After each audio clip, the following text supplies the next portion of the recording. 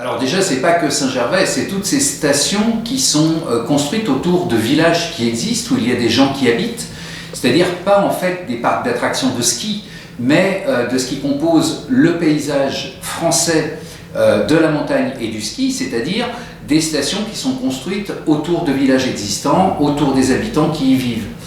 Donc c'est cette vision de la montagne que je défends, et aujourd'hui la position que je défends, c'est malheureusement d'abord le constat que ce que j'ai dit cet automne, au mois de novembre, s'est avéré exact, c'est-à-dire que le pari stupide de la Compagnie des Alpes de sacrifier les vacances de Noël et de ne pas insister pour que les stations ouvrent pour pouvoir protéger fin janvier, les vacances de février et pour ces grandes stations le ski de printemps, eh bien il s'est avéré un pari stupide parce que c'était sans compter qu'un virus mute, et je suis très surpris que des dirigeants de grandes entreprises françaises n'aient pas cette connaissance. La grippe chaque année ça mute, eh bien le coronavirus est en train de muter, et malheureusement je ne peux que constater que la Compagnie des Alpes s'est scratchée sur le mur des variants anglais, sud-africains et brésiliens.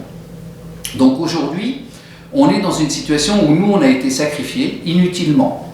C'est vrai qu'il y a des risques sanitaires, c'est vrai, mais toutes nos structures avaient pris les mesures pour pouvoir faire face à la distanciation, à tous ces principes qu'on nous demandait.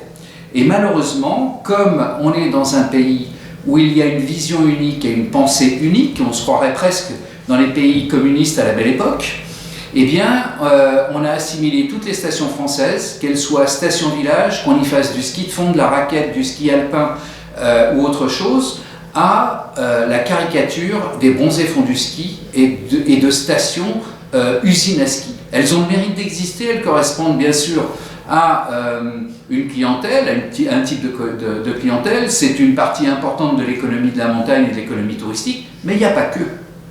Et moi, ce que je reproche, c'est qu'il n'y ait eu que leur analyse qui a été écoutée, et que des gens comme moi qui portent un autre message et une autre vision, eh bien, on n'ait pas été écoutés. Et qu'est-ce que j'ai demandé depuis le mois de novembre ?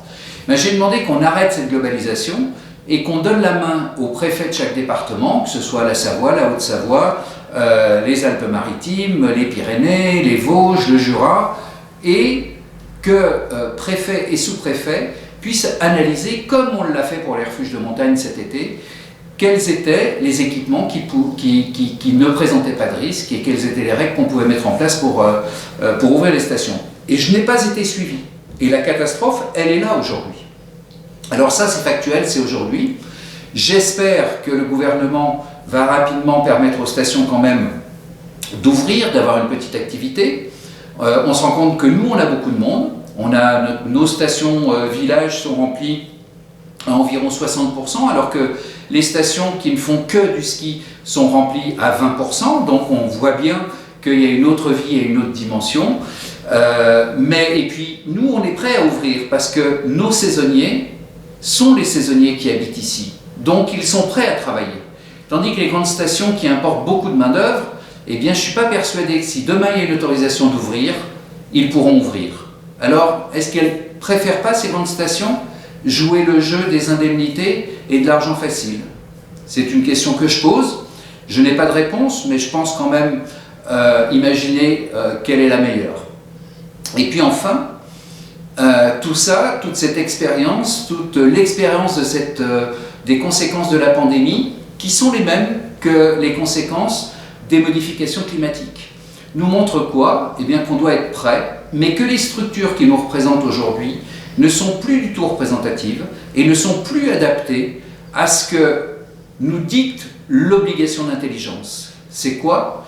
Eh bien c'est pouvoir mettre tout le monde autour de la table, c'est pouvoir tenir compte de tout le monde, pas que des grands. Aujourd'hui, la parole de la montagne, c'est uniquement les grands groupes.